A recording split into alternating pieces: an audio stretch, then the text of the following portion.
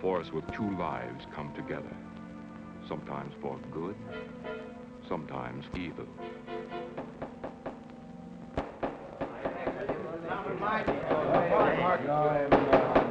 I say, Williams, allow him to win on there. I'm definitely against it. Seems to forget we have our stockholders to answer to. Phone Mrs. Williams, Della. Tell her to be ready in about an hour, and I'll pick her up. Yep. You phone San Rafael and see if those papers are on the way over from the executive. Yes, Will.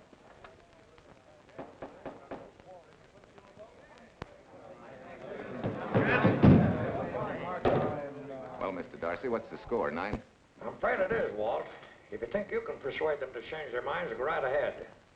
Gentlemen, I never interfere stock issues, dividends, or anything else in your department. I must run my department with no interference. Either I know why and when I need more factory space, or you need another boy. And that's all right with me, too.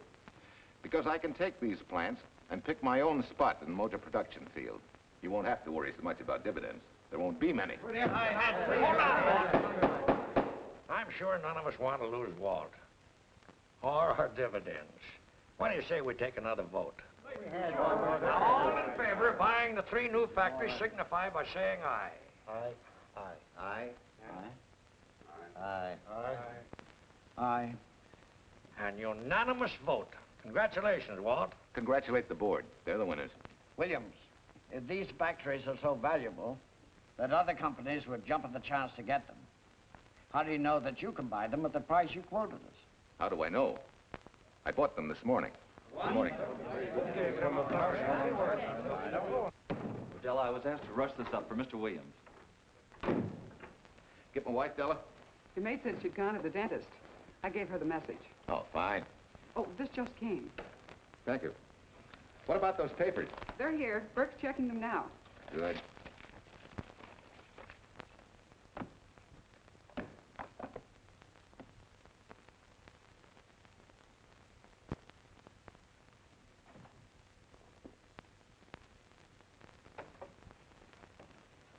Congratulations, Walt. Take a look at Clause 4. Those provisions haven't been clarified yet. Oh, no? I wanted to leave for Tahoe right away. Get Judge Deering on the phone, will you? Never mind. I can get faster action if I run out to San Rafael myself and stick with them till they're right. Yeah? Mrs. Williams on 3. Oh, put the blueprints of that new diesel in, will you? I want Jackson to see him. Hi, Duchess. I'm afraid now we won't be able to leave till about 5 o'clock. What? You're not going with me, but I counted on it. But I thought as soon as Dr. Harris took care of whatever it was, I'd feel better. I don't. Stupid thing still aches, and I certainly wouldn't be a very desirable driving companion. No, seriously, darling, you run along and buy your little factories and hurry home. I'll send you back to the office. And cheat me out of my goodbye kiss? Not a chance. I've got to drive over to San Rafael. I'll stop on the way. Love me? Bye, dear.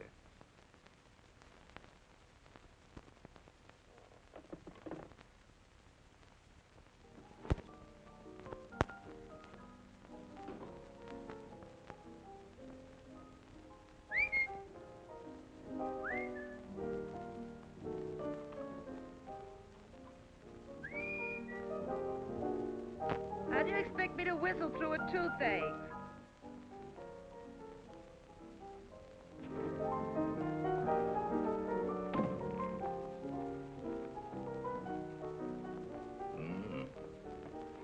Nothing in the whole world smells as sweet as you do, Duchess. Certainly don't feel sweet.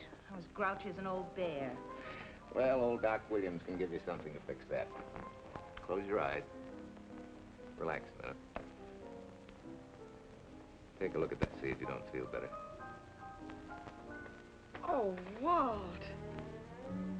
Oh, darling, it's beautiful.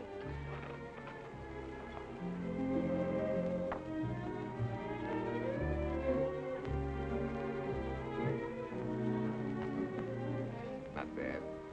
Not bad at all. You know, to quote my wife, I like monograms on things. It shows they belong to me, unquote. When did your wife say such a thing, Mr. Williams? About 6 years ago, when I married her. She gave me the first monogrammed shirts I ever owned. Those were the words on the card. I still have it. I certainly hope your board of directors never discovers what a softy you are. They won't, don't worry. I have only one vulnerable spot. What really happened this morning? All I got out of Della was that you stalked out of the office with blood in your eye, back in no time with canary feathers in your mouth. Oh, I clipped those birds' wings, but short. No one's gonna vote me down, sweet. Not when I know I'm right. Mm-hmm. But how did you convince the board of that so quickly? With subtle hints and easy persuasion. Like this. Either I get what I want, or you get yourself another boy. And that's all right with me, too. Walter! What a clumsy ox. I'm sorry, Duchess. Oh, please, sweet, don't be so upset. Oh, if you could have seen your face. Oh, don't bother, dear. Sue Lynn will take care of that. Not exactly a good prescription for nerves, huh? You know, you're wrong, Dr. Williams. The way I feel now, a good catnap will probably make a new woman out of me. And if it's not going to make you too late... Yes? Well, I'm sure that by 5 o'clock I'll... Swell. I'll run over to San Rafael, get things ironed out, and be back for you by 5. On the nose. Darling, wait. That's perfectly silly. I'll take a taxi cab and meet you in Sausalito. There's a drugstore on a corner opposite the square. I'll be there at 5 o'clock and we can go straight on up to Tahoe. That'll save you all that late afternoon traffic and all that time it'll take to come and pick me up. Smart woman, my wife. Thinks of everything. Where's your bag, honey? Oh, Sue Lynn still has some things to press for me. Sure you don't mind taking a taxi? Very sure.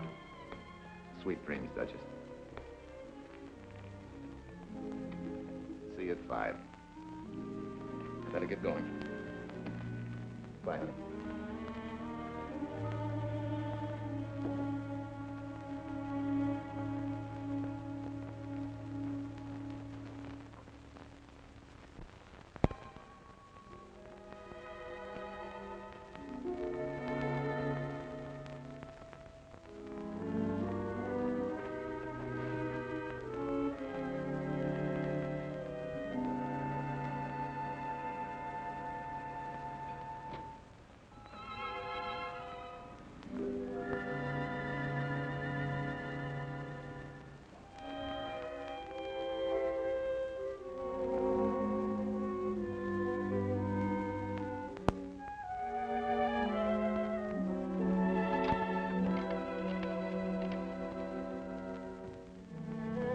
Long distance? I want Berkeley 79721.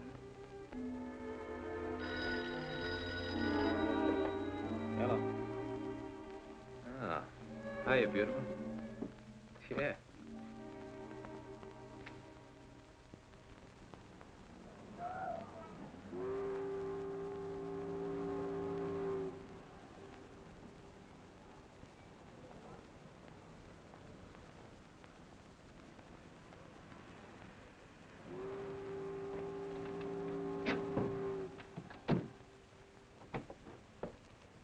Here. Don't forget, turn this stuff over to a bellboy at the airport hotel in Oakland. Tell him to hold it for Jack Burns. Jack Burns, the airport hotel. That's right, I'll be checking in later. What owe you? $1.15 a here. All this stuff back to Oakland. Yeah, here. Buy yourself a new key. Thanks.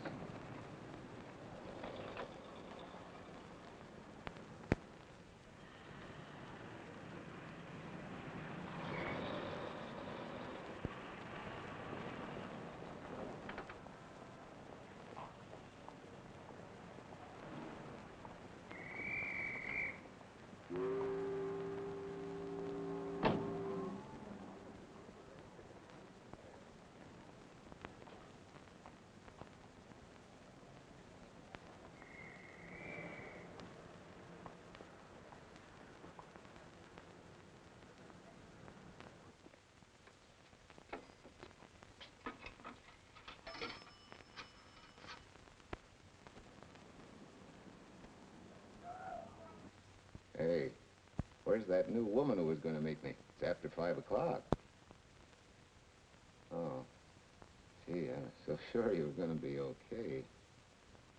Maybe you better get yourself another dentist, huh? Of course I understand, honey, of course. Just to prove it to you, I'm coming right on home. No, You really mustn't, darling. I'm going to be perfectly all right, really. And besides... Besides what?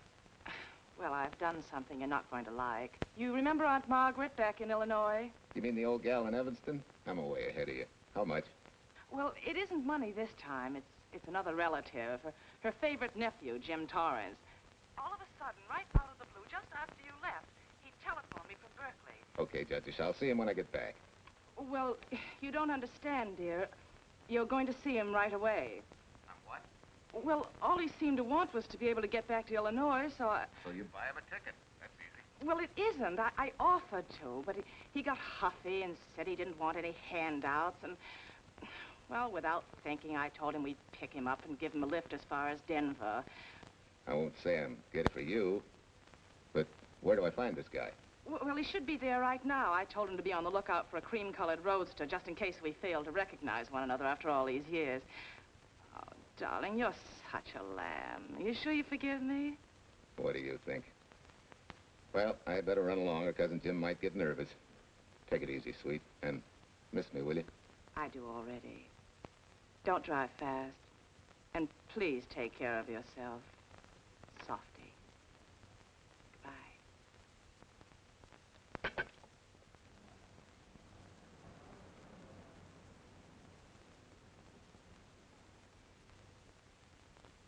Hello, Della? Yeah, Mrs. Williams wasn't able to go with me. Now, while I'm gone, you see that she gets her roses every morning. That's right. But this time, on all the cards, put love from Softy. Yeah, S-O-F-T-Y.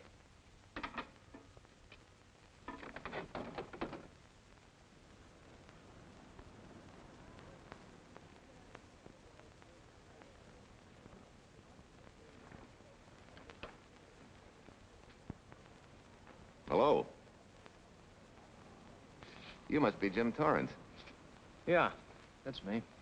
I'm Walt Williams. Hiya, Jim. Hi. Where's Irene? Oh, she's a little under the weather at the last minute. Worse luck. Oh, that's too bad. I was hoping I'd see her. Yeah, I'm disappointed, too. Where's your luggage? Oh, I'm wearing it. Less trouble that way.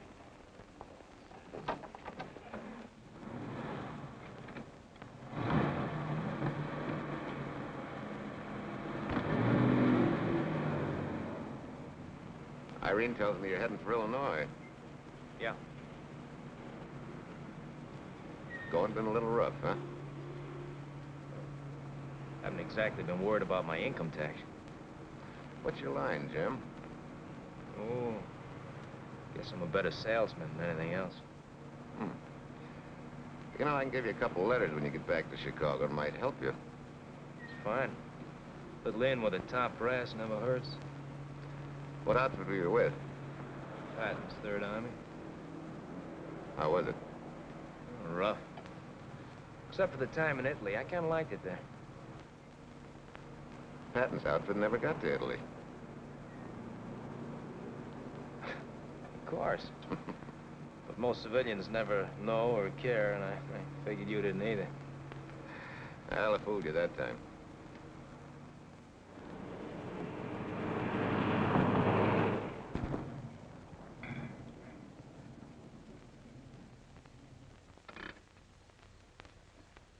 Our last chance to chow for a while. How about it?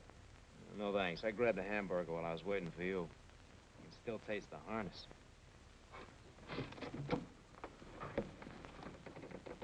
Sure you won't change your mind? No, I'm gonna grab a little shut-eye.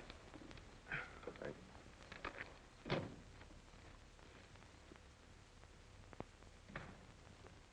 Chicken sandwich and a Coke. One chicken sandwich. Chicken sandwich coming up.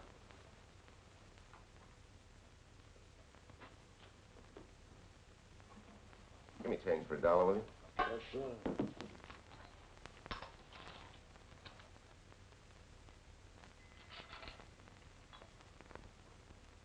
Thanks.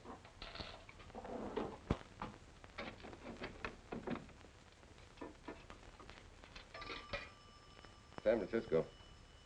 Klondike 2, 6714.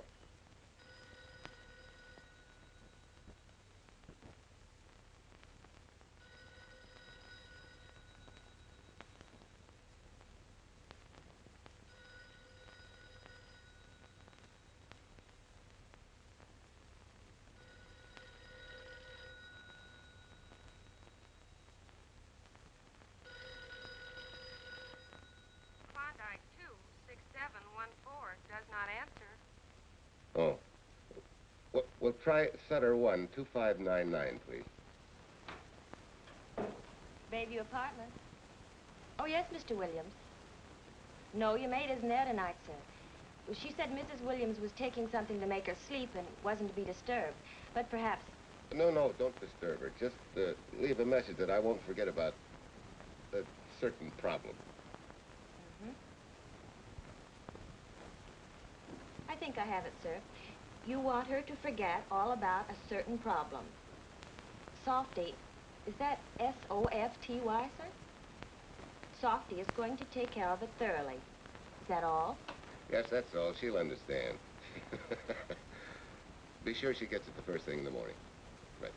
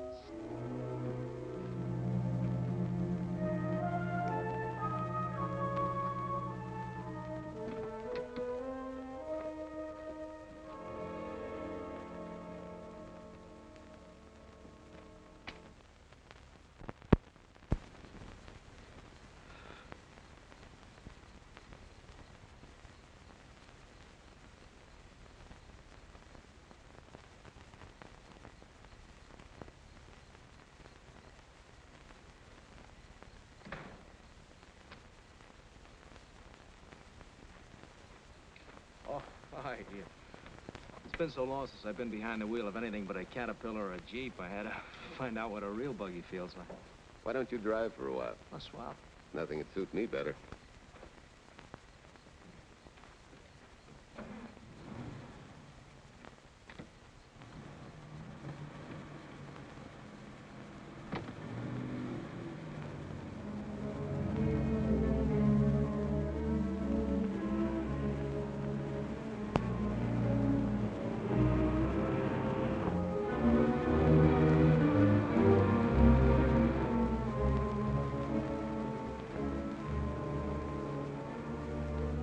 Tell me, Irene still got that little scar on her cheek?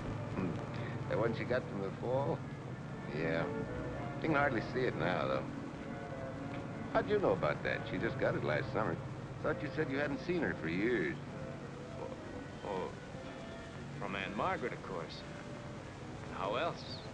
She always sends me the news in her letters.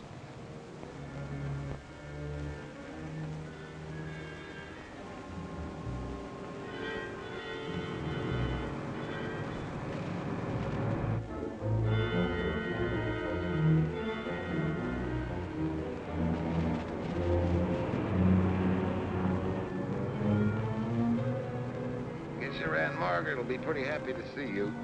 Irene says you're the favorite nephew. Afraid my lovely cousin was just giving me a build-up for your benefit. You don't know Irene. Maybe not.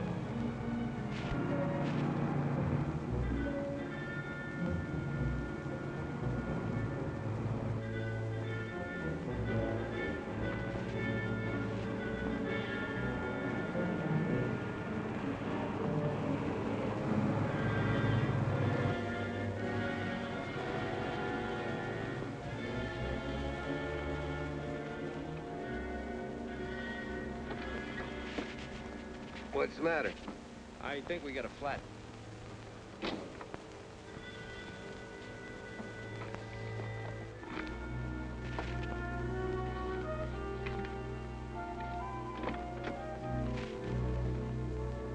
Yeah, flat as a flounder. Well, let's get to work. Hey, look out there, young fella. It's quite a drop.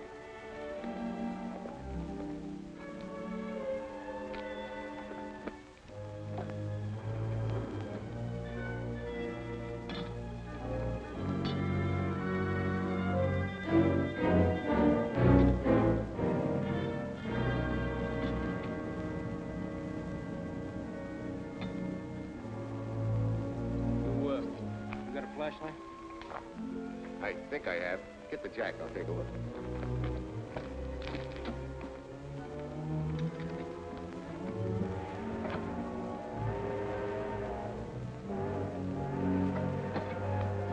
Did you find it? Yeah. Yeah, it won't be long now.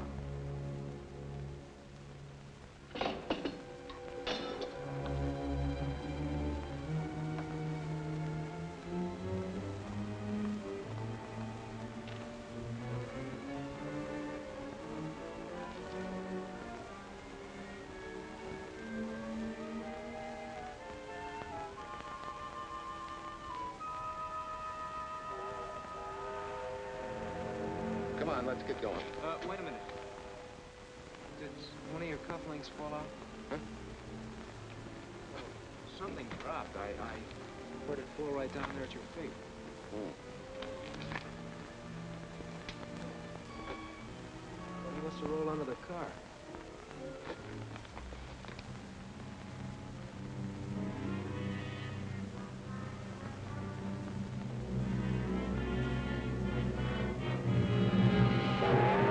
Irene and me, sucker!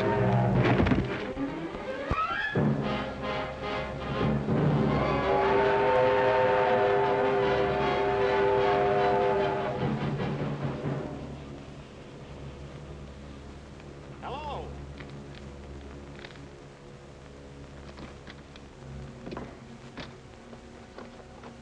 Need a hand? No, no. I'm all set now. Okay. Good night.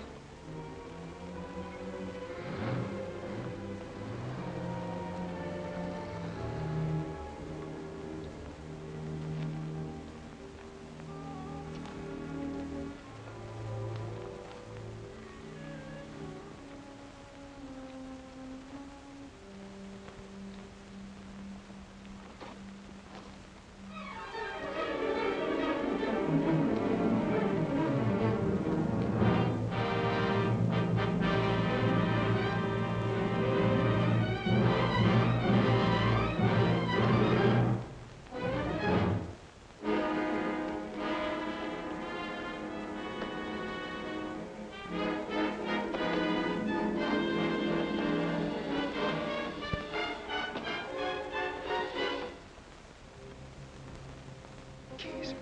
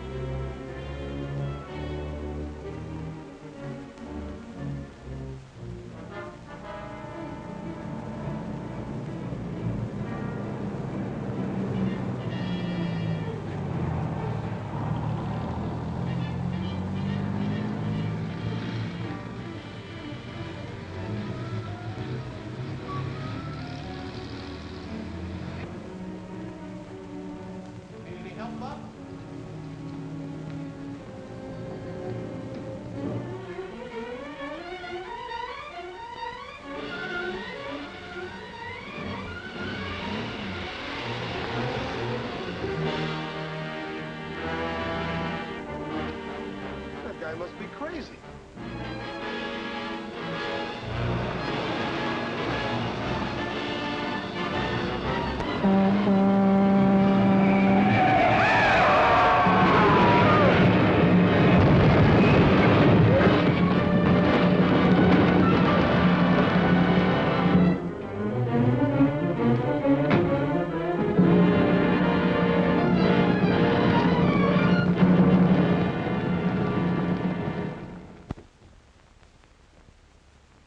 Now, in case my husband should be late and have to rush for his plane, this will be taken care of. Thank you. Tell Mrs. Burns the 302.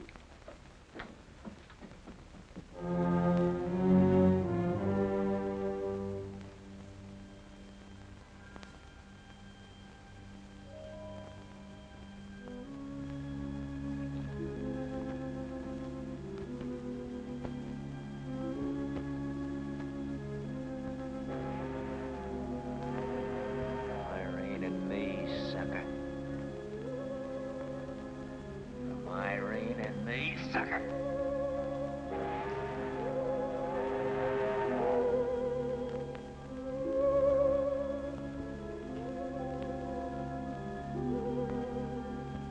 Take care of yourself. Softy. Softy.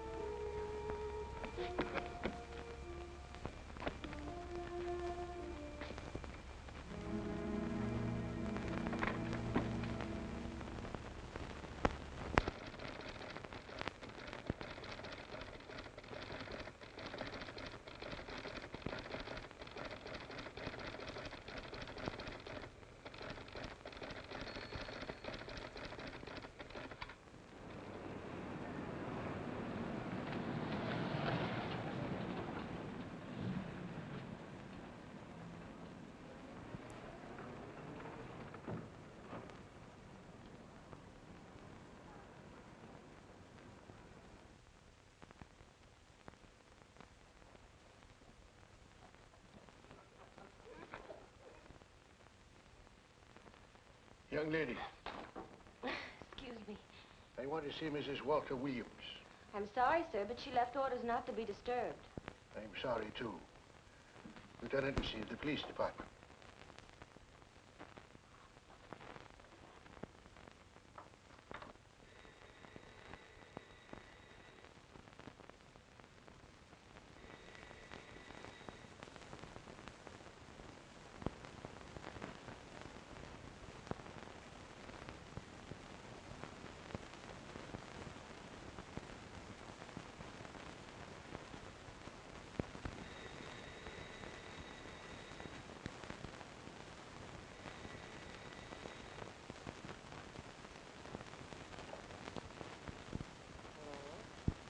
I left orders not to be disturbed. See. Ask him to come up.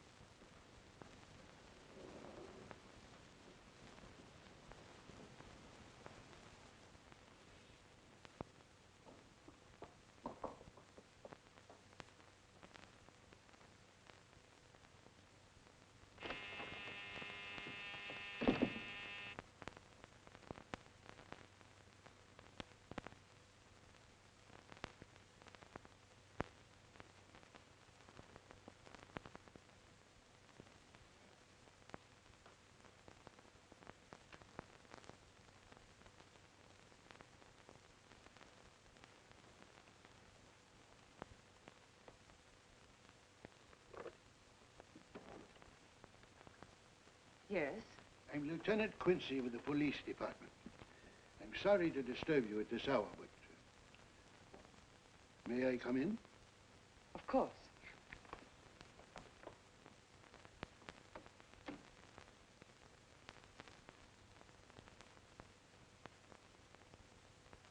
Well, Lieutenant? Did your husband go on a motor trip late this afternoon? Why, yes, he went to Denver on business. Why? Was he driving a Packard roadster? Yes. Is anything wrong? I'm afraid there is. Won't you sit down? Has something happened to my husband? Yes, Mrs. Williams. He's dead, isn't he? Yes. Oh, Walt, I knew something like this would happen. I begged him time and again not to pick up hitchhikers. But it wasn't a hitchhiker, Mrs. Williams. It was just an accident. He ran into a truck, a gasoline truck. You mean there was fire? He must have been driving pretty fast. I don't think he felt anything after the crash.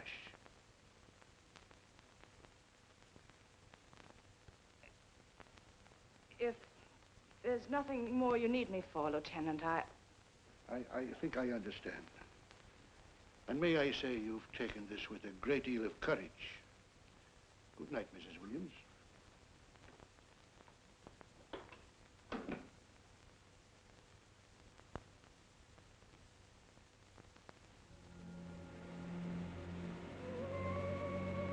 Take care of yourself.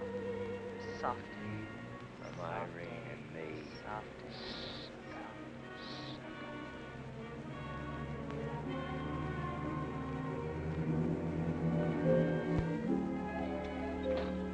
Ready? Yeah. That Williams must have been quite a guy. Yeah, he went to work for Universal Motors as a sheet metal worker. Mm-hmm. Less than 10 years, he's their top production man. Well, he sure went out in a blaze of glory. Yeah. Let's go.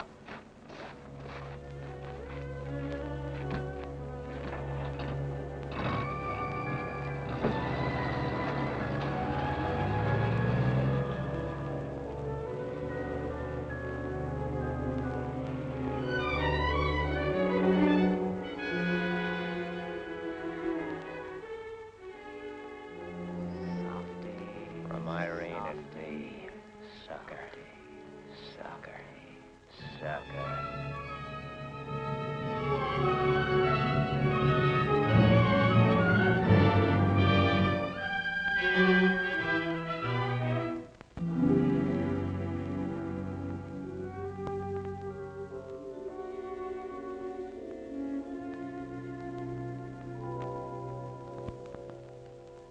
Well, could Mr. Burns have taken a later plane and still made connections for Mexico City?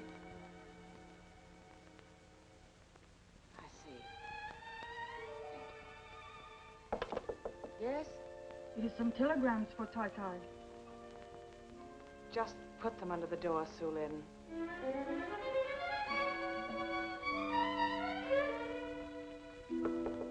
Please, Tai Tai, a policeman Quincy most anxious to see you.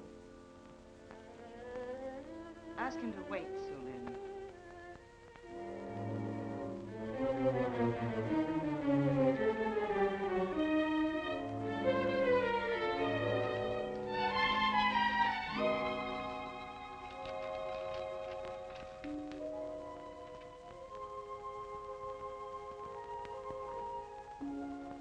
Mrs. Williams will see you presently.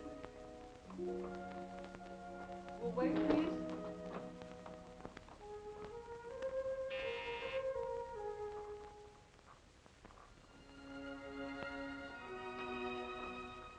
Flowers for Mrs. Walter Williams. Thank you.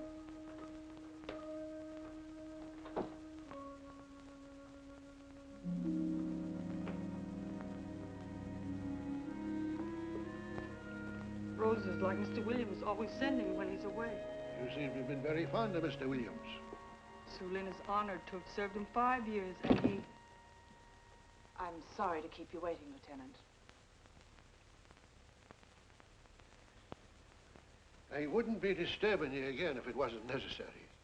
And I would be keeping you but a moment. You're being very considerate. Won't you sit down?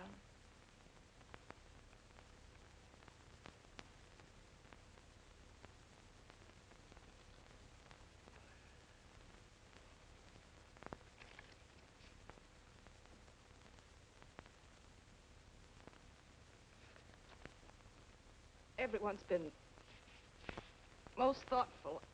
And why shouldn't they be? Forgive me. I'm all right now. What was it, Lieutenant? The state police would like to have some information. They found some wavy skid marks for quite a distance on the road, as if the car had been out of control when it crashed. Tell me, was Mr. Williams a reckless driver? Why, no. He was a fast driver, but certainly not reckless. Well, was he a heavy drinker? Quite the contrary. But what about his health? Could he have had a heart attack and lost consciousness before the accident? Why, no. He was in perfect health, but he'd been working much too hard lately and was overtired. Perhaps he fell asleep at the wheel last night. Oh, poor darling. If only I'd been able to go with him last night, he might still be alive. Well, maybe so and maybe not. You mustn't blame yourself, Mrs. Williams. Fate plays an important part in these matters. Your handkerchief.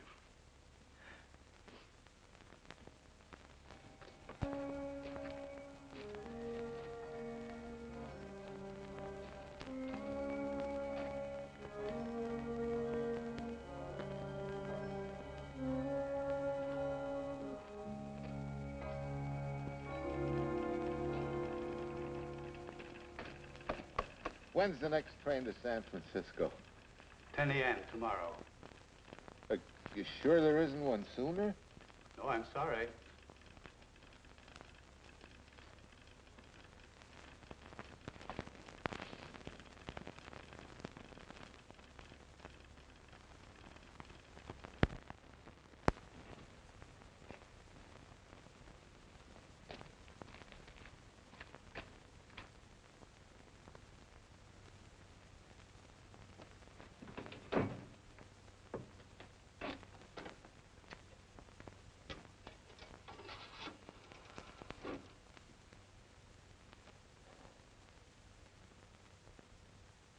We have a circuit now, sir. Evanston. Calling Mrs. Margaret Hubbard's residence in Evanston. One moment, please.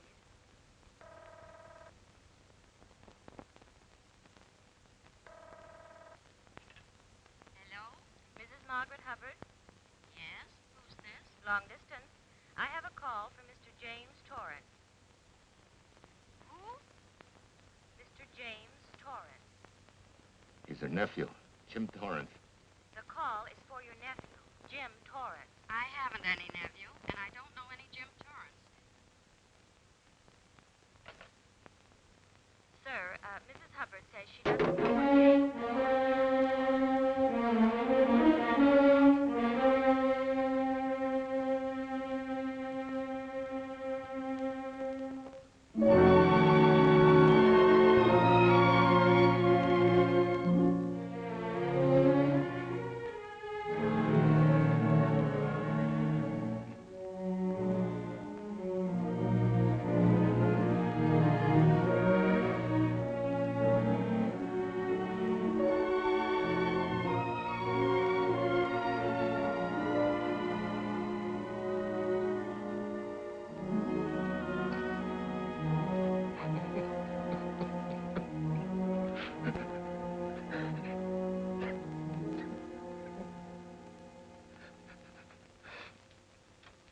What's the matter, son? Looks like you need a doctor. Doctor? I can't leave the station, but old Doc Bender's just across the road there. Yeah. Doctor? Think you can make it? Yeah. I'll make it.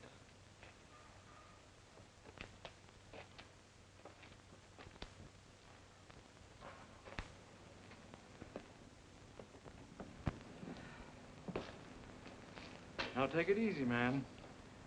There's some concussion there. You've got to watch your step for a while. Yeah.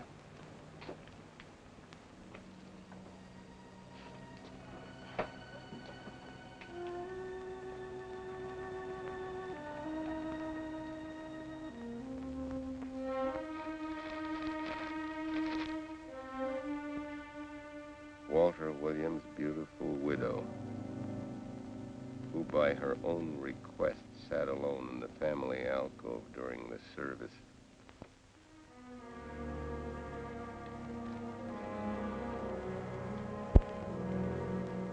Smart.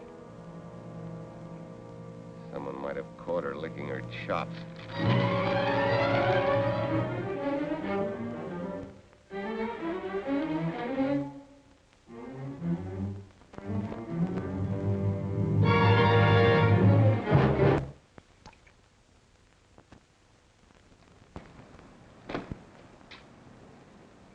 Hey, what's that?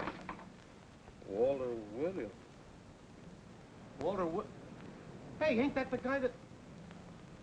For the love of Mike, what's that briefcase doing here? He's dead. They did him a dirty trick if he ain't. Hey, now, wait a minute.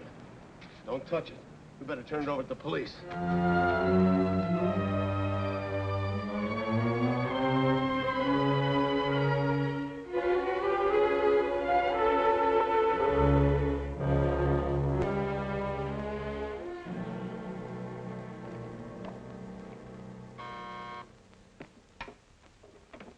Homicide, Captain Callahan. Oh, yes, Chief. The dope just came in from Washington. The fingerprints are those of a James Torrance. Yeah, I'm putting Quincy on it. Right. This sort of opens up a new can of peas on the Williams accident. There's the FBI reporting the guy. Playing with the lady's affection seems to come natural with him.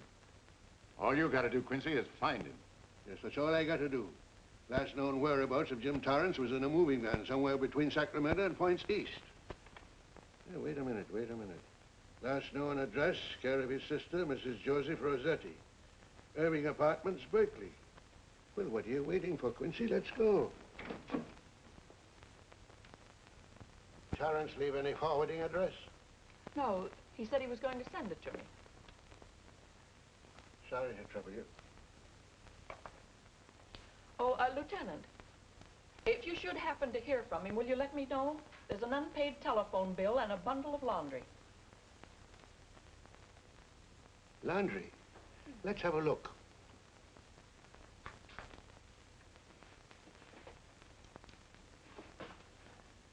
I may have to take this along with me. Not without a receipt, you don't. You mean you don't trust the police? In my business, you don't trust anybody. Mine, too. Holy St. Valentine's Day. Look, he had the same thing on his shirts, too.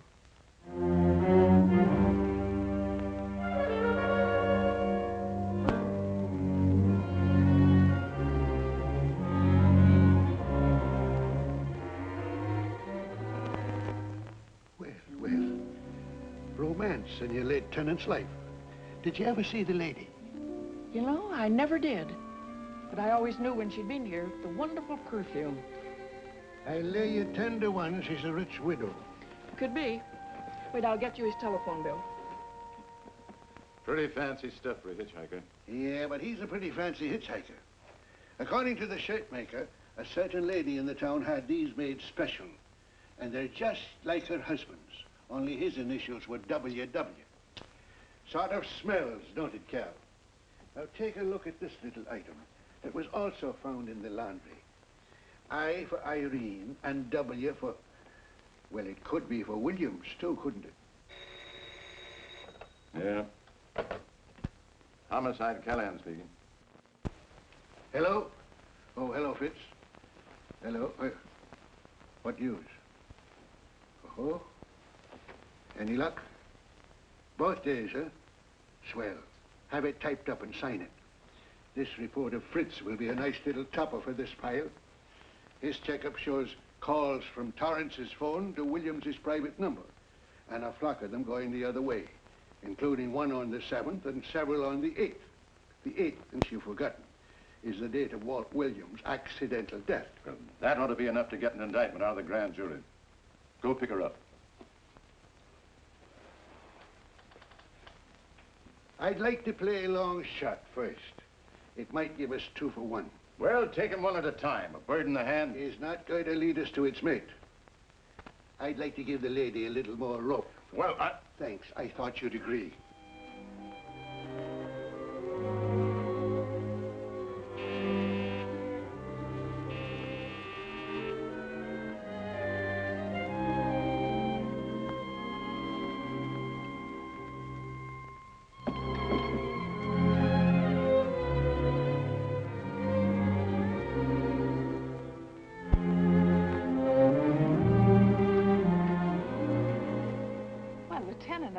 You just caught me. I'm glad.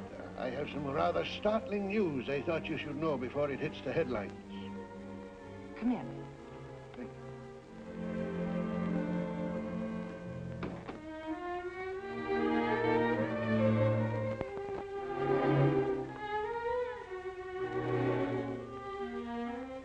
Sit down, won't you, Lieutenant? Thank you.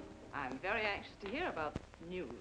It seems that your first hunch, remember, that a hitchhiker was responsible for your husband's death? Well, Mrs. Williams, you may have been right. Why, I don't understand.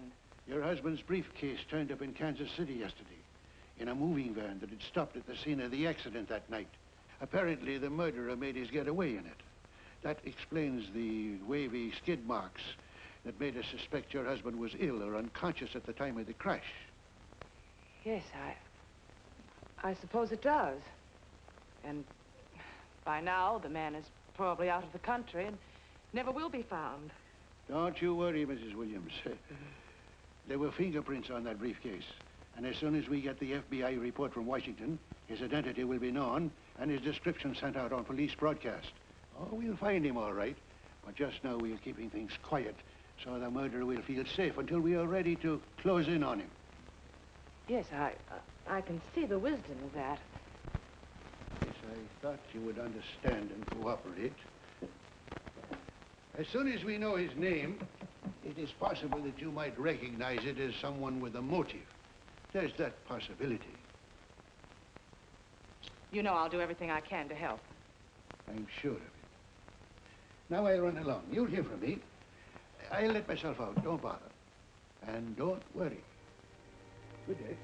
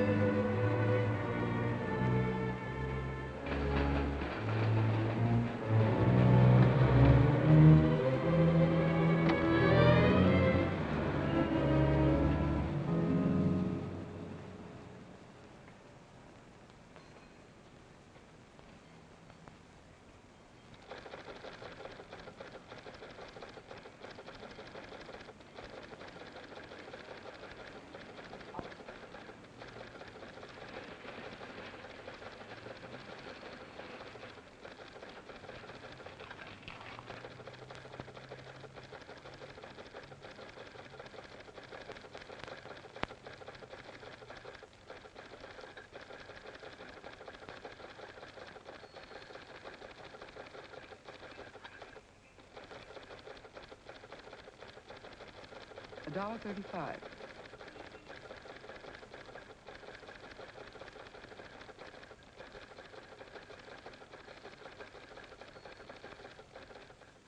See, everything after the letter J in the first name has been obliterated by heavy writing over it.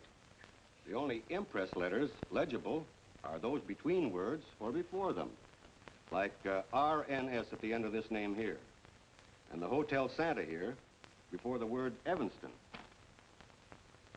Well, Tom, don't you think it's about time you retired? Why, there isn't even evidence there of Mrs. Williams' intent to communicate with Torrance. And who do you think she beat apart to the telegraph office to wire to?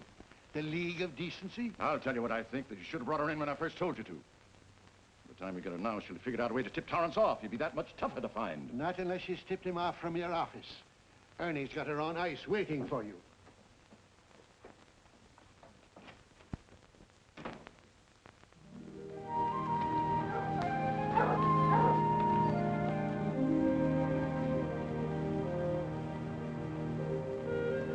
Pretty good, huh? Fastest growing little town in Idaho.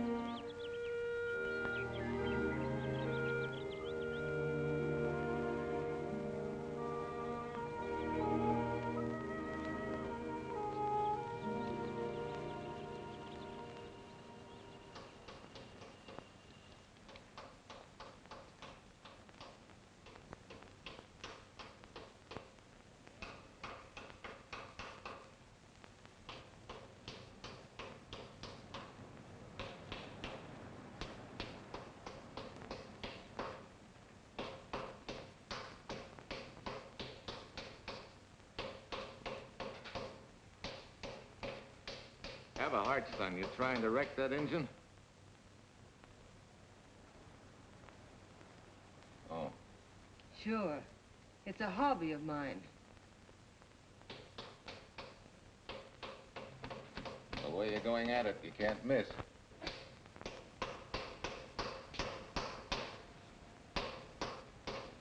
Here. I just can't let you ruin that beautiful motor. Start her up.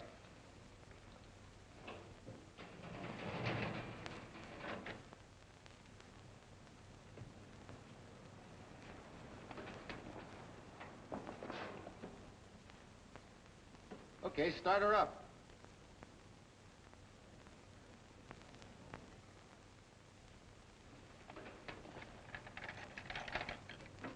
Shut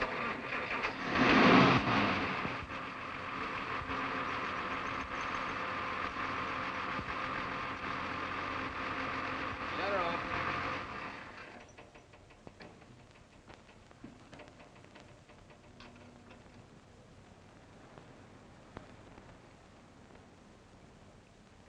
You're certainly not a mechanic by trade. Hands like that. Maybe it's a hobby of mine.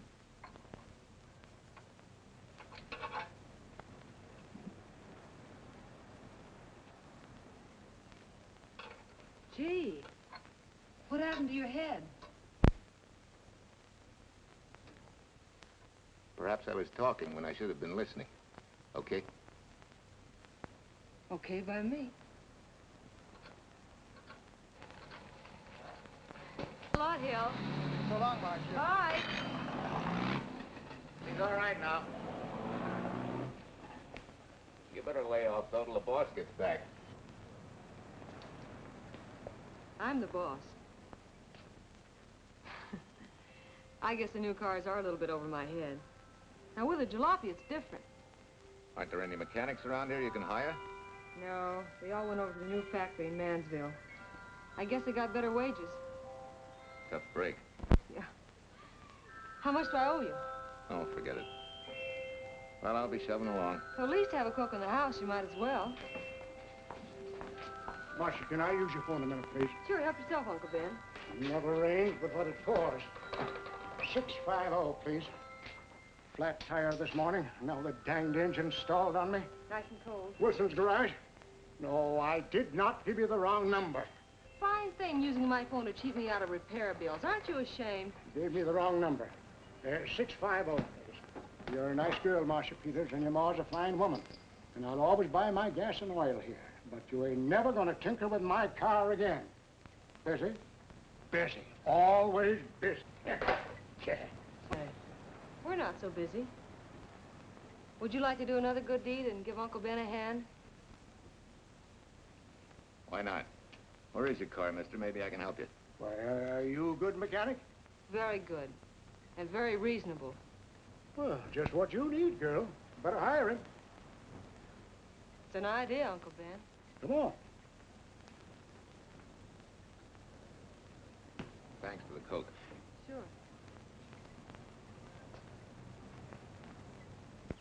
Well, I got Uncle Ben fixed up all right. Nothing but a sticky carburetor valve. Bye. I hope he paid you. What for? It only took a minute. You're certainly not money-conscious, stranger. There. This is no kind of work for a girl. But somebody has to do it if I want to stay in business. And I want to.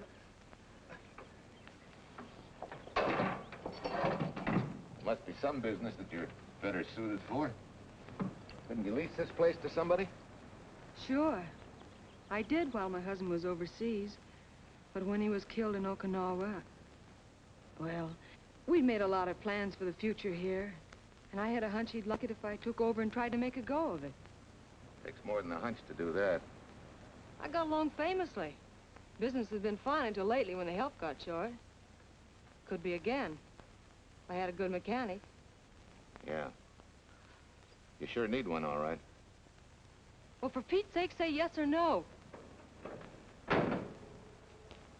Do you want the job or don't you?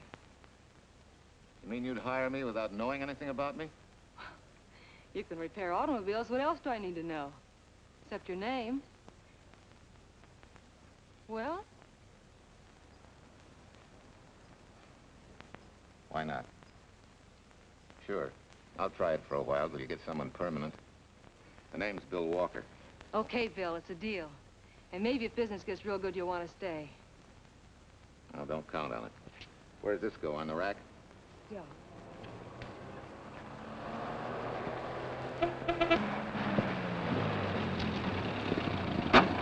Marcia! Marcia! It happened! It's a boy, 8.5 pounds. Pair of shoulders like a prize fighter. Well, congratulations, Papa. How's Jane? Ah, perfect. Everything's perfect. Gotta get down to the store and tell the gang. Almost forgot. Oh, gee, thanks, Ed.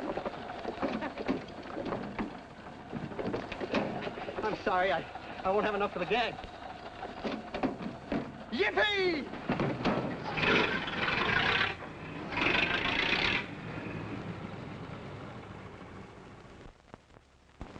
Maybe you can use this token from the slightly delirious new father. Thanks. Say, we haven't settled the matter of wages yet.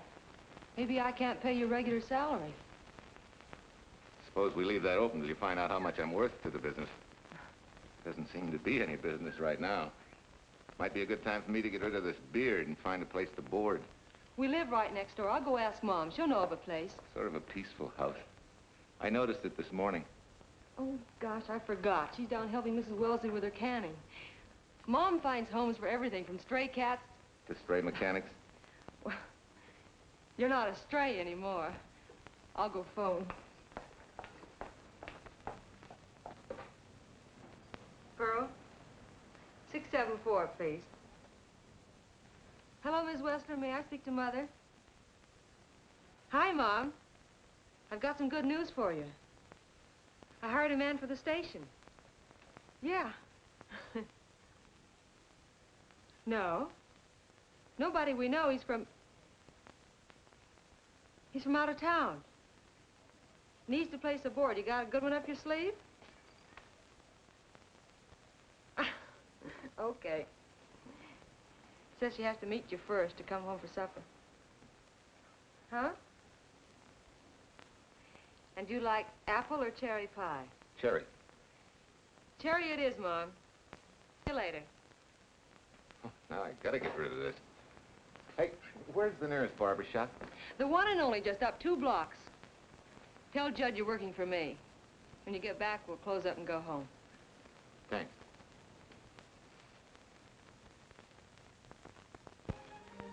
Oh, that's real nice. You must have had a good bringing up, young man. Thank you for the young man. We thank thee, O Lord, for thy bounty, and ask thy blessing on this food, and on the new friend who shares it with us. I hope you're good and hungry, Mr. Walker. Who wouldn't be? Marcia, she eats like a sparrow, with all the hard work she does. May I have your plate, please? Well, she can start taking it easy now. Boss, the help. Thank you. She never takes anything easy. Has to put her whole heart and soul into everything she does. Well, now that you're through with me, Mom, how about Bill? Have you thought of a place for him to stay? Well, why can't he stay right here? We have a spare bedroom going to waste. And I think you like my cooking. Like it? That's very kind of you, Mrs. King, but it seems an imposition. Imposition, nothing. That's good business. I can get back what I pay you in board and room. Well, Marcia, what a thing to say. If you'd like to stay, we'd like to have you. We have some more vegetables. Mrs. King, you have a boarder. May I have a biscuit, please? Oh, excuse me.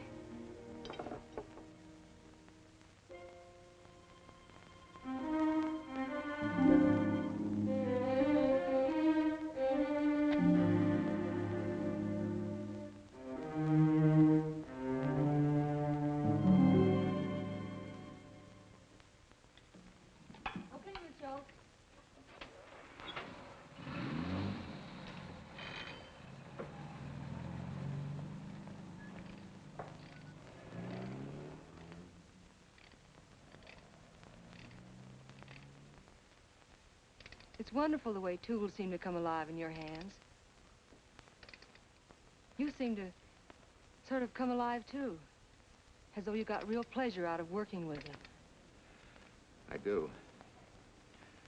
When you're doing a job with them, you can't think of anything else. Bill, if something's bothering you, why don't you get rid of it? What would you prescribe, doctor? Amputation. For that stupid chip on your shoulder.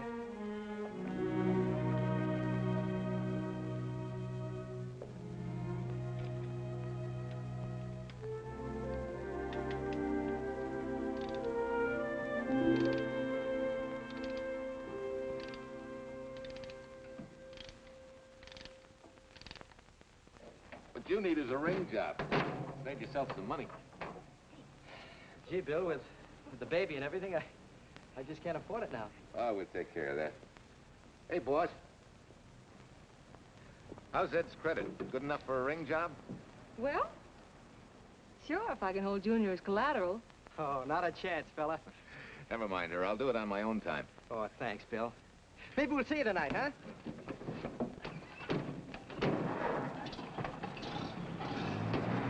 Some shoulders, huh? Yeah. Some father, huh? Bye, Marcia. Bye, Marcia. Bye. Nice kids. Say, was Ed clowning about their being hard up? No. Things have been pretty tough for him ever since he got out of the service. Fix a car for him, Bill, and only charge him for the labor, okay? Then he gets it for free. I'd already been knocking that off. Say, we could make it an anniversary present. Anniversary of what? Junior's arrival, and mine, 3 months ago today. Time certainly flies. That was a lucky day when you came to MP service. Your work's been bringing in a lot of business. I'm glad of that. Hated to have fallen down on Mom and you. Say, look, boss, why don't we three celebrate tonight and go to the movies? Ed said he and Jane were going. Well, that lets Mom out. She'll be babysitting. I'd love to go, Bill. I haven't been in ages. Here's your opportunity. Go to work.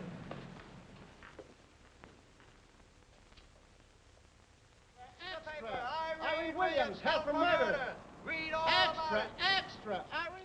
This is Sheila Graham with the latest news of the shocking Williams murder case. While beautiful Irene Williams is held for trial, charged with conspiring to kill her late husband, the police are searching for James Torrance, believed to be the lover of Mrs. Williams and her partner in the horrible murder of Walter Williams.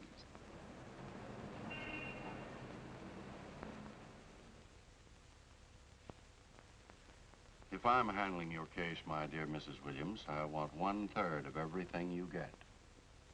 You're out of your mind. You don't realize what I'll get as Walt's widow. Perhaps you don't realize the spot you're in. Torrance's fingerprints were found not only on your husband's briefcase, but, in a manner of speaking, on your reputation as well. There's a detective named Quincy, a very smart cookie. He isn't exactly for you. Frankly, Mr. Warner, I'm beginning to wonder if my attorney is for me. Underestimating the enemy's ammunition would scarcely be wise. Now, if we can get to trial before Torrance is found, they'll never get a conviction. But... But what? If he shows up, we may have to fry him. Oh, no. Let's not cross that bridge until we have to. But if it comes to a choice, we're not going to burn, are we?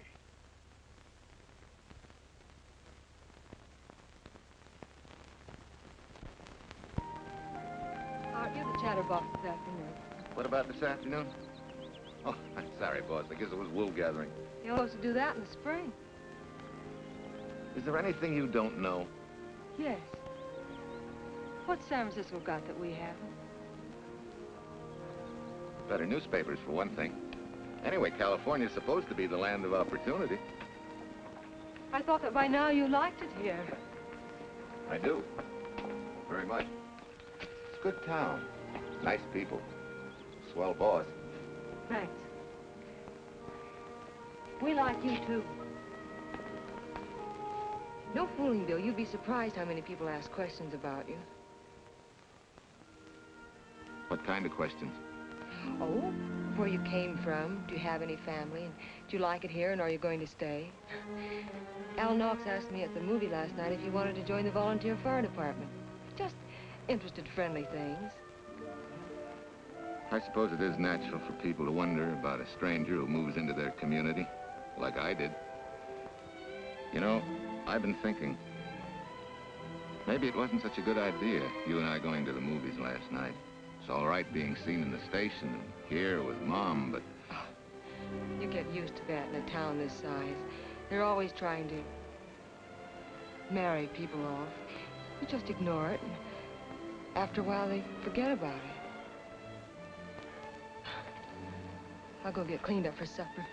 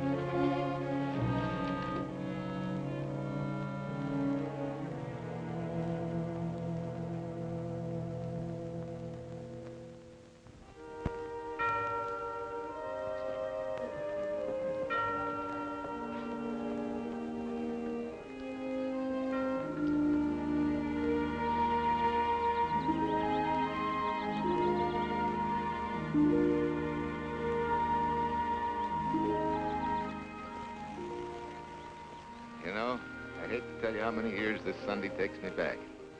Did you always fall asleep during the sermon? I wasn't asleep, Mrs. Peters. I merely closed my eyes to concentrate. Oh, so that's what you call it. I had to nudge you to stop you from nodding. Quiet. You're disturbing my reminiscent mood. Even smells the same. Could be the same bees buzzing in the same clover. As they say, you can take a boy out of the country, but... A rolling stone gathers no moss. It has to stop rolling sometime, doesn't it, Bill? Sometime, maybe. We grow a very becoming shade of moss here in Larkspur. Don't you think? You grow a lot of nice things here. Anyone in particular? We'll have to skip the answer to that one. Someone tore it out of the book. You're married, aren't you, Bill? Yep. That's right. You must have loved her very much to have been hurt so deeply. To be so afraid of someone, even yourself. Maybe it's better that way. Then no one gets hurt. Bitterness and hatred hurt everyone. Can't you see, Bill? They're like a wall that shuts out all the sunshine from a garden and lets everything wither. Make room in your heart for something else, can't you? I guess this is my day for sermons. Sorry. As Mom would say, you never get rich minding the other fellow's business. Hey, that's a flyer. I'll be seeing you.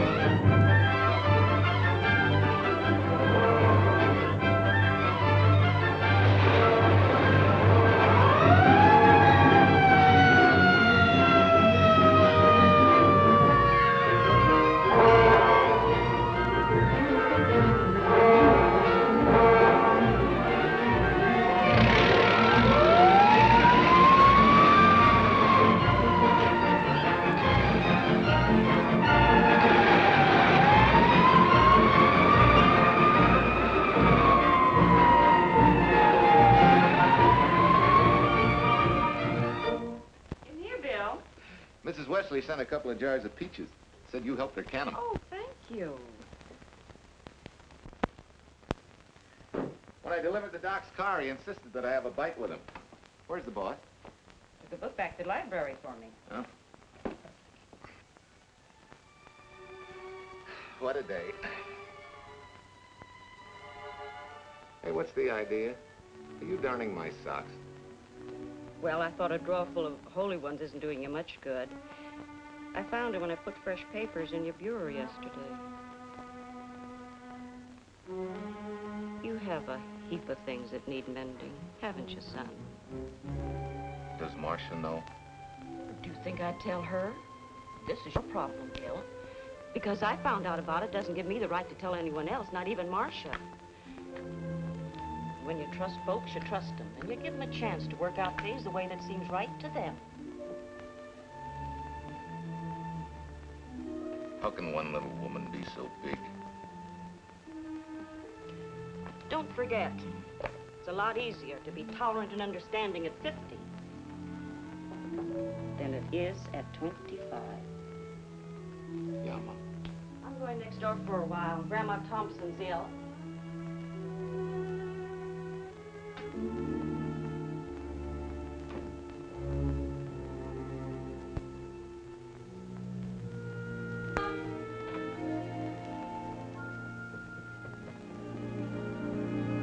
Bill, are you home? Bill, are you in there? Yeah? Mom went next door, Marcia. Hi. Do you work awfully late? Oh, about 6. Anything wrong? Come in. I want to tell you something. I'm checking out. Has something happened? No, just... I'm doing what I should have done a long time ago. Moving along. But why, Bill? My name isn't even Bill. There isn't any Bill Walker. I'm Walter Williams. The late Walter Williams. Walter Williams? I don't understand. You may not even after I've told you, but at least you'll know the whole story. Sit down, please.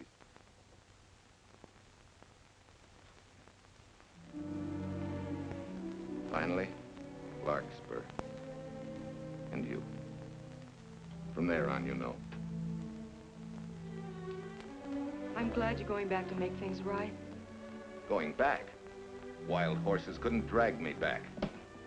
What are you going to do about your wife? Nothing. You're going to let her go to trial for murder? Oh, no, Bill. Why not? She tried to kill me, she and her cousin. But they didn't. Who says they didn't? Let them try and prove it. No matter what your wife did, she can't be tried for something that didn't happen. Oh, Bill, can't you see? You bet I can see. She deserves everything she's getting. Sorry part of it is they'll never convict her. No, Bill. The sorry part is you're not big enough to take a hard jolt to your pride and to your ego. Sure. It hurts to be tricked and cheated by someone you loved and believed in. But that doesn't give you the right to take justice into your own hands, to trample on the hearts of others and walk out on life. A barren, frustrated boyhood. A marriage to a woman who accepted my love, yet despised me so thoroughly she resorted to murder. I'll never think of our moments together without nausea. I feel stripped bare, degraded. Even me.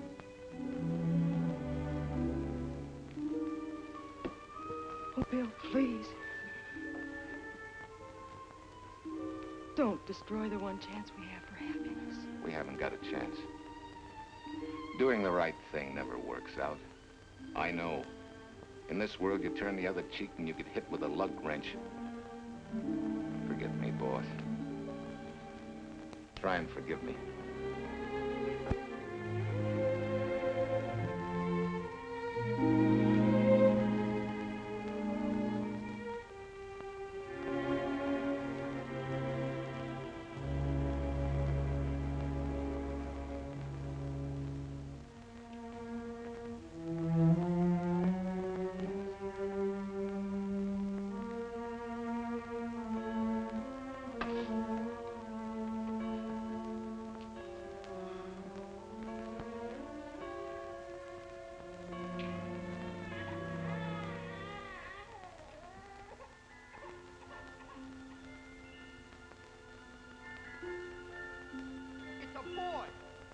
shoulders like a prize fighter. You know, I hate to tell you how many years this Sunday takes me back. You have a heap of things that need mending, haven't you, son?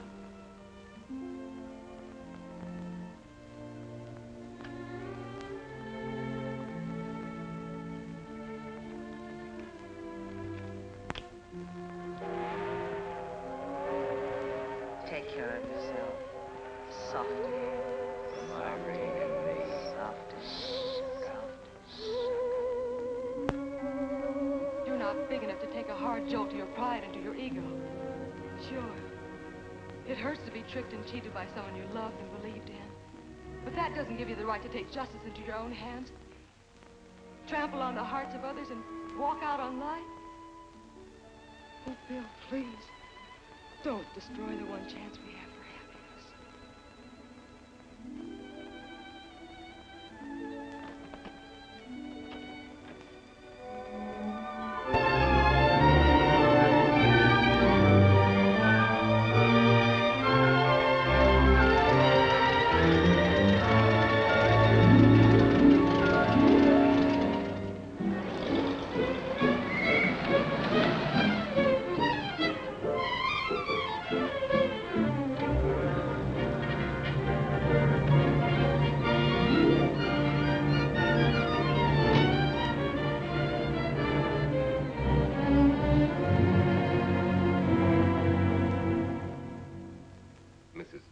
Kind enough to come along to substantiate at least the Larkspur portion of what I've told you. Very thoughtful of you, Mrs. Peters. Mr. Williams, when you read in the newspaper that the hitchhiker who attacked you had been, well, a close friend of your wife's for some time, it must have been a great shock to you. I didn't come here to discuss my emotional reactions, Lieutenant. If you need me for anything further, Captain, my office will know where to reach me. Let's go, Mark. Just a minute, Mr. Williams. We'll need your signed statement for the grand jury when we ask for your wife's release. It won't take long to be typed. Yeah? All right.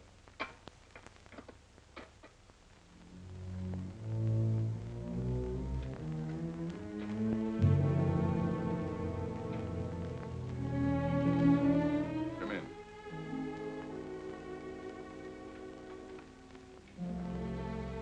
Sit down. Mrs. Williams, we have news for you. Really? I can scarcely wait.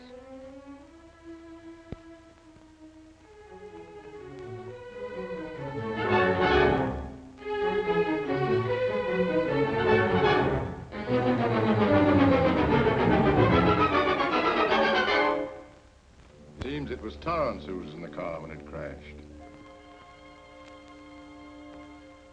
Jim?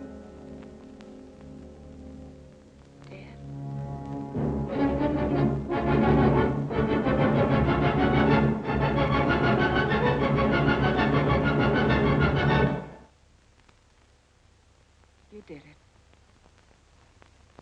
You killed him. No. He tried to kill me. Thought he had. And he ran into the truck. It was an accident. An accident? You wait all these months to tell this story. You let me rot in this filthy jail. Wait a minute. You let everybody believe you're dead. Pretty convenient, wasn't it? A dead man can't be tried for murder. Mr. Williams, perhaps your wife would understand better if you would explain to her about the amnesia. Amnesia? Oh, don't tell me you believe he had amnesia. Where's he been all this time, just wandering around in a daze? Tells us he's been in Larkspur, a little town in Idaho, working as a mechanic in a service station. Run by Mrs. Peters here.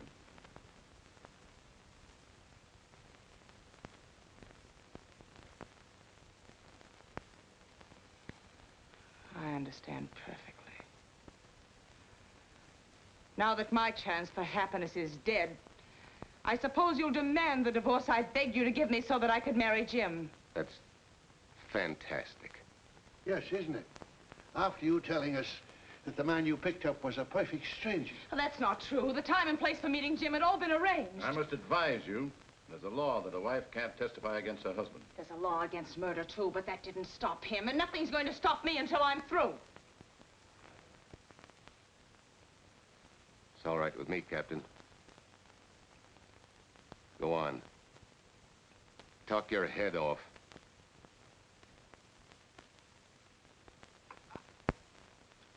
I was to have gone with him to Denver. He insisted on it, although I was quite ill. Several hours before we were to leave, he came home. There was a violent scene. He threatened to kill me unless I agreed to give up Jim. And I wish he had. This is incredible. Not one word that she has said is true. Then you've nothing to worry about. Mrs. Williams, was there a witness to the threats you mentioned? No. Unless the maid overheard. She was in the apartment. In fact, she picked up the pieces of the vase that he threw at me. Where's she now? I don't know. She left me suddenly after all this began. Please, could the questions wait?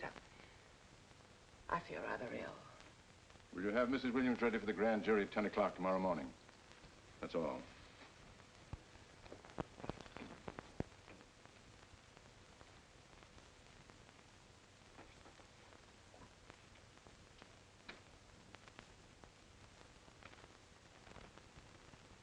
We're going to hold you too, Williams. On what charge? Suspicion of murder. But he's not guilty of any of these things. Then it should be easy for him to prove it. Take it down and book him. That fiction of Mrs. Williams must have been very convincing. No, we just couldn't buy that yarn you tried to sell us. Let's go.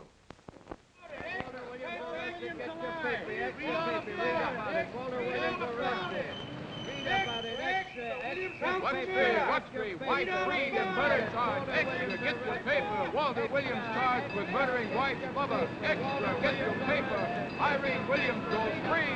Husband held. Extra, get your paper. Wife freed and murder charge. Walter Williams charged with murdering wife's lover. And Daly's going to cover Williams' office. Okay, boys, hop to it. I want all I can get by 10 a.m. tomorrow for the grand jury. Okay, Chief. Oh, Tom, don't miss a bit. Dig up everything you can on Williams and the Peters dame. You sort of believed Irene Williams' story, didn't you, Van? She made better sense than he did. Well, sure, she's a better liar than he is. Don't forget, I went all through her grieving widowhood with her. She's a bad customer. Well, that's for the grand jury to decide, and Williams insisted on letting her talk. So it's his funeral. Funeral, all right. Especially with that yarn he told. But murder's out of character for him. There's a few pieces missing somewhere. There might be in Idaho, if it's not too much out of character for you to get going. You're going to miss me, Cal, when I retire next year. Maybe I'll join Private Eye and solve your cases for you.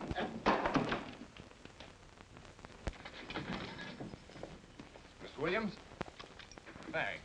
Got a deal from the bottom here, don't you? Sorry, Williams. Okay, Williams.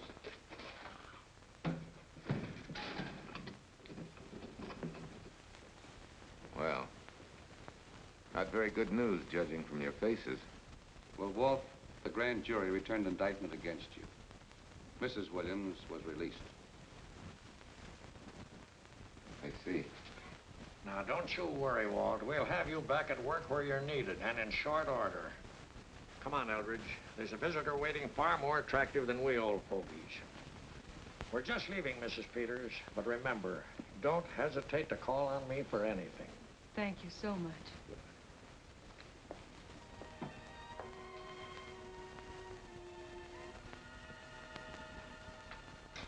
Hi, boss. Bill, what have I done to you? If it weren't for me, you wouldn't be here. If it weren't for you, I wouldn't be. I came back here because I wanted to believe in the things you do.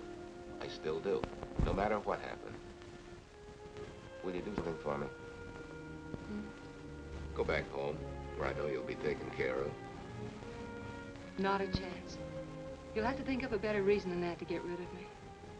I'm a big girl now. I've just been to Larkspur, Williams, where I found these newspaper clippings. Of course, some of them are 3 months old, but you seem to treasure them, so I brought them along. So? I don't think they exactly substantiate your claim of amnesia. As if you were interested in substantiating any claim of mine. Now, let's get one thing straight. Most people, when they get in a jam, think the police are only interested in the prosecution. Our job is to get the facts, the truth. And the truth never hurt anyone but the fella that lied. Unless he was a beautiful woman. Oh, quit kidding yourself, Williams. You made the boner. I had no more to do with Torrance's death than you did. And out of the whole population of Northern California, you just happened to pick up a hitchhiker who happened to be your wife's boyfriend. Ah, have a heart, Williams. I suppose you'll tell the truth when you take the stand, but you better have some mighty conclusive proof if you expect the jury to believe it. Wait, Lieutenant. Bill, we all know you're not guilty, but we're going to need help to prove it and need it badly. Lieutenant Quincy can't take sides, but if we're right, he has to be on ours. And I have a hunch he wants to be. Why don't you tell him the whole story? All of it, please. I'd like to, Quincy, very much. Guess I should have told the whole truth in the first place. But I wanted to clean this mess up with as little scandal as possible.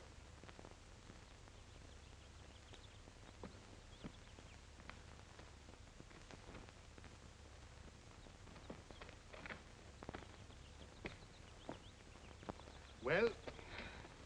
No sign of the lug wrench or anything. My dear Mrs. Peters, will you please stop trying to be a detective? How many times do you think the police have combed this spot for any kind of evidence? Now, be a nice girl. Take Mr. Williams' advice. Go back to Larkspur. What time is it? It's only 4 o'clock. We still have time to go back to town and go on our hunt for Sue Lynn. Now, look here, young woman. You've had me on the run since early morning. But, Lieutenant, the maid seems to be our only hope now. We've got to keep looking till we find her, that's all. That's all? Wait. She was naturalized, wasn't she? Suffering chopsticks. Quincy, you dumb flatfoot.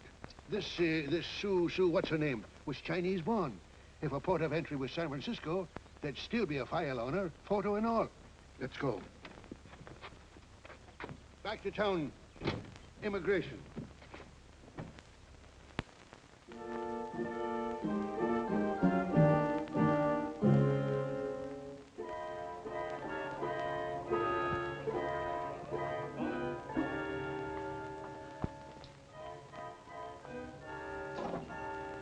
The council has given us the right lead.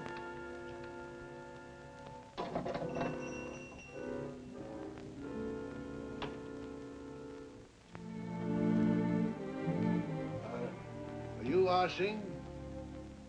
Understand? You savvy English? Also French, Italian, and Hebrew. May one ask what is desired? We're looking for Su Ling Chung. The Chinese consul said you were her uncle and might tell us what she is. This daughter of my brother, has she offended the honorable police? Oh, no. They just wanted to ask her some questions about Mr. Williams, the man she used to work for.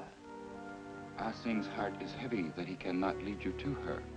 But things that are not known cannot be told. Well, if you hear anything of her, report it to headquarters.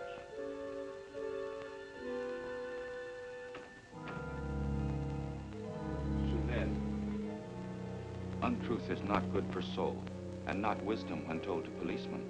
Better for the soul to be kind than to be wise. Su Lin must keep islands to help in this matter.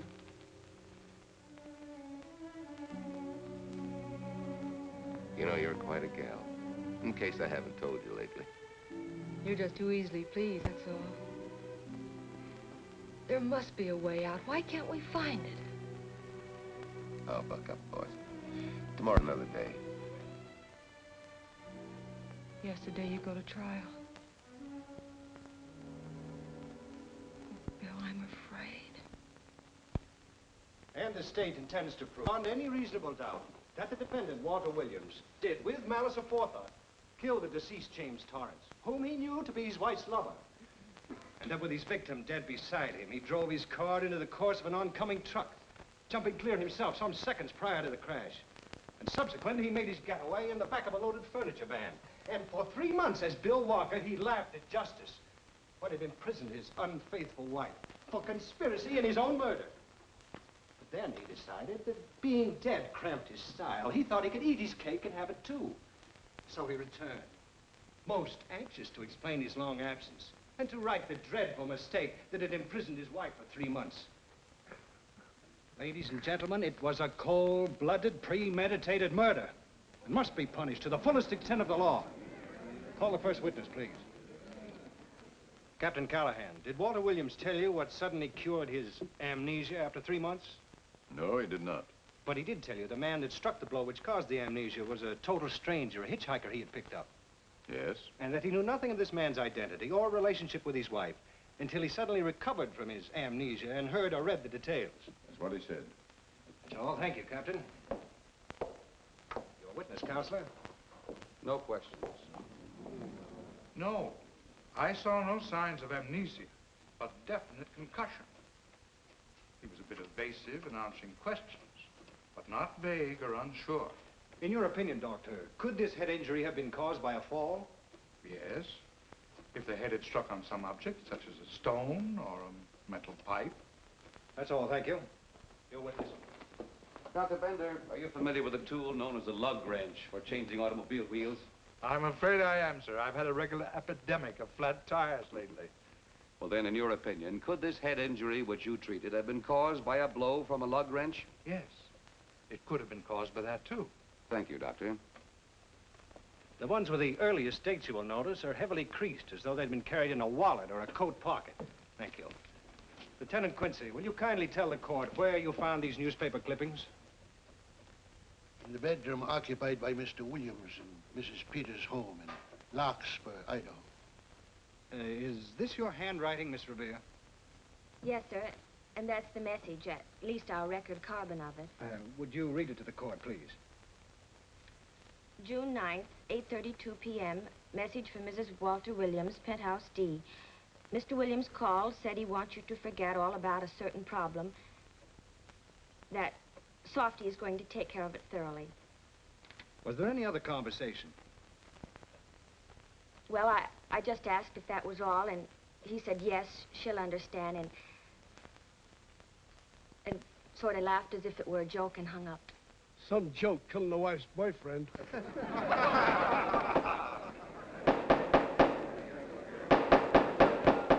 is the state versus Walter Williams.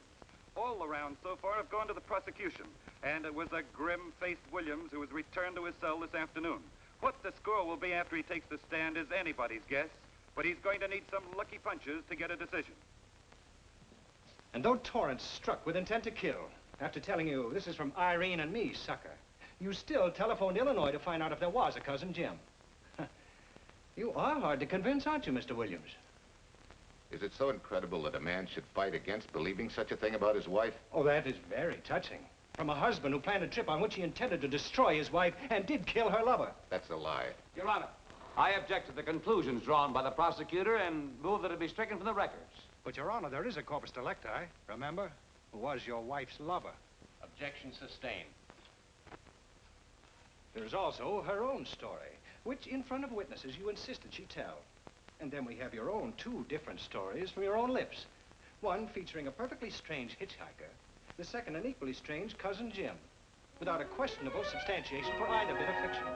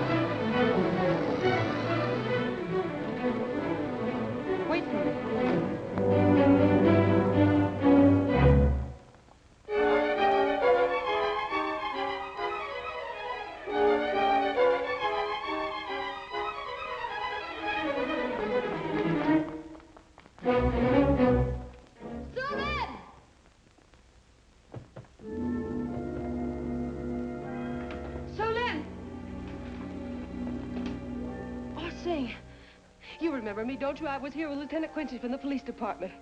I just followed Sulin up the stairs. I saw her come in here. You must be mistaken. I'm not mistaken. She's here. I must see her. Ah Sing, don't you understand? It's to save a man from prison, even from death. I will send her to you.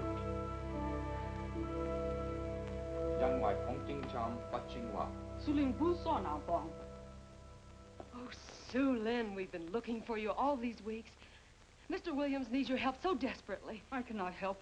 You must forget that you found Sulin. Forget it? But you're his only witness. You're the only one that can help. Not as a witness. Only with silence can I repay his great kindness to me and my family in China. Why? For I heard other things. That most unhappy day, from Mrs. Williams' bedroom, his voice very loud and angry. A flower vase broken to pieces. He can explain all that. They do not believe what he's already told. That I heard anything would do harm. Don't you see?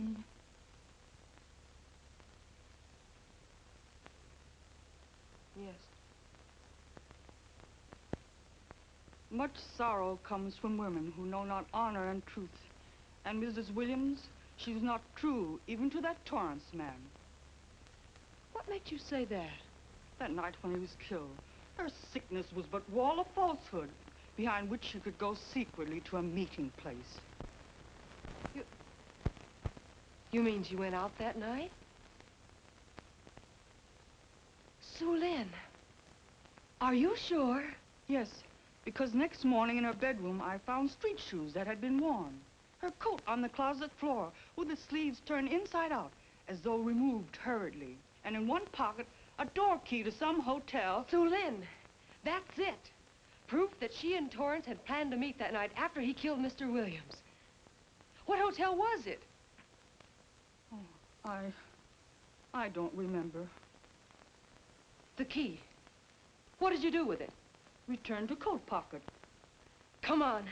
We'll get to Lieutenant Quincy. He'll know what to do. And pray, Sulin, every step of the way.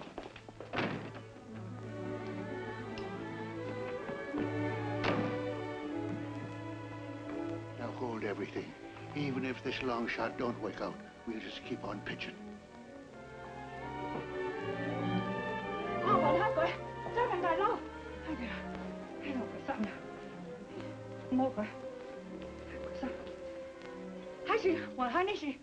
Here it is, yes. Room 302, Airport Hotel, Oakland. Maybe we got our miracle. A special little Chinese one. It is to hope that Sulin was of small help to Mr. Williams. Oh, Sulin. Come on, Copper. Next stop, Oakland. A certain little lady's hotel rendezvous. I was on night duty then, all right, but I sure don't remember a looker like this. Quite a dish, eh? A little too highly seasoned for my digestion, thanks. Lieutenant, just found a couple of cars for room 302 on June 9th.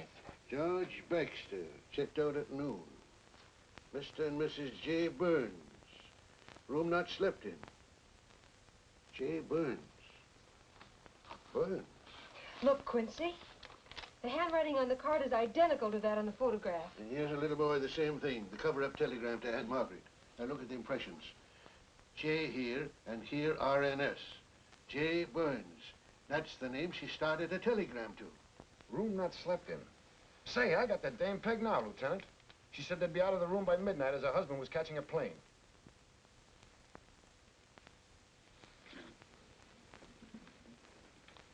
But Quincy... Reservation for Sam Andrews.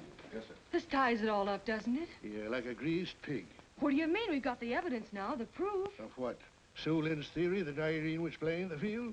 This evidence only proves that she came here to keep a date with a man named Burns. We can't even prove that he didn't keep the date. But you know he didn't. There wasn't any Burns. It was only a name that she and Torrance used. Fine. If you can prove that, Williams will be free. But none of this will prove it. Sorry, Copper, but we are just up another blind alley. Violate. Yes, sir. There's a couple of sample cases for Mr. Sam Andrews. Came up from the station this morning. Take them to Parlor B right away. Sure thing, sir.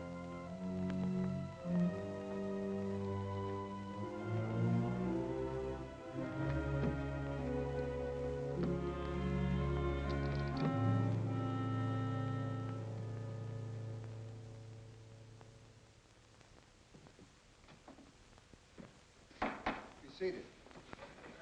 Case of the state versus Walter Williams. Proceed, Mr. Eldridge. Your Honor, we will call Mrs. Irene Williams.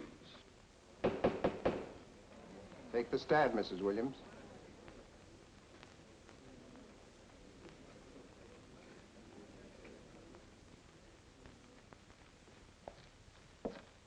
Raise your right hand. You solemnly swear that the testimony about to give in this cause to be the truth, the whole truth, and nothing but the truth, so help you God? I do.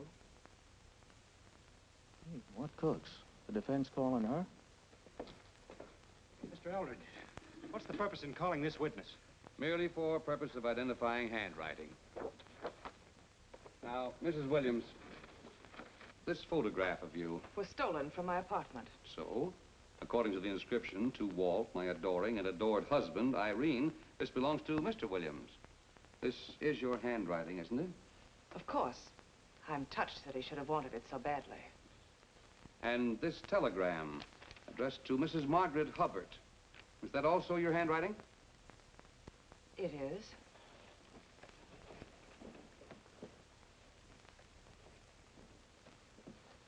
Now, Mrs. Burns, I mean Mrs. Williams, this photograph is inscribed to Jim, my adoring and adored Irene.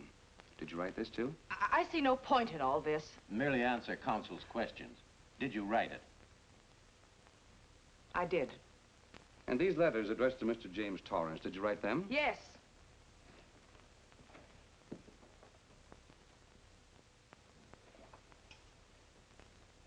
And this monogrammed garment, a gift from you to Mr. Torrance? Why must I be tortured again by all this? I never made any secret of my love for Jim Torrance. That's why he's dead. Your love for Jim Torrance.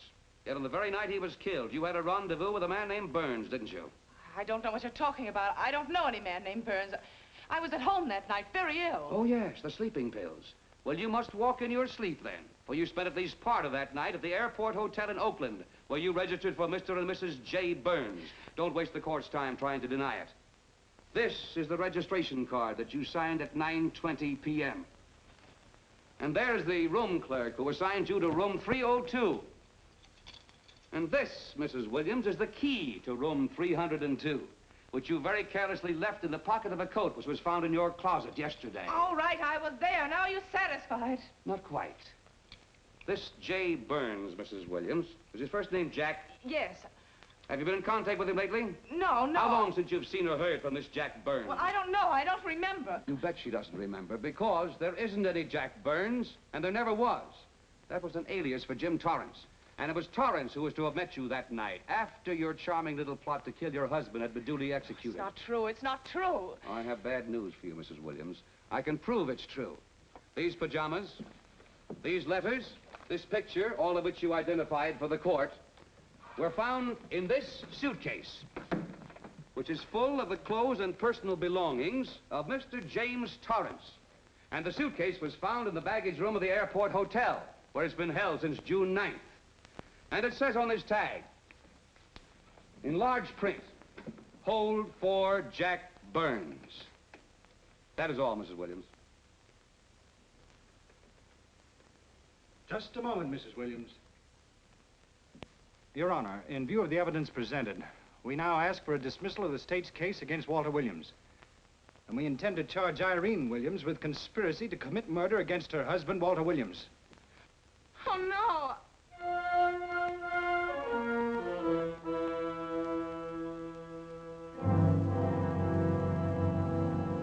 The case against Walter Williams dismissed. Court adjourned until 2 o'clock. Well, that's that, Walt. Congratulations, Mr. Williams. I haven't the words for it, Quincy, but we could never have made it without you. Ah, sure you could. You know, son, right always wins if you give it a little push, especially when you get a copper like this one to do the pushing. Well, I'll be seeing you. You know, it'll seem kind of strange being able to eat and sleep without someone getting in your hair all the time. Oh, fine, Walt. We're looking forward to having your hand on the wheel again. The Denver plants are waiting for you to open them. You think you can make it the morning? How about it, Counselor? You bet you can. Oh, good. Well, I'll be running along. Well, you think you like Denver? It's okay by me, boss. Yes, impact. The force with which two lives can come together. Sometimes for evil, sometimes for good.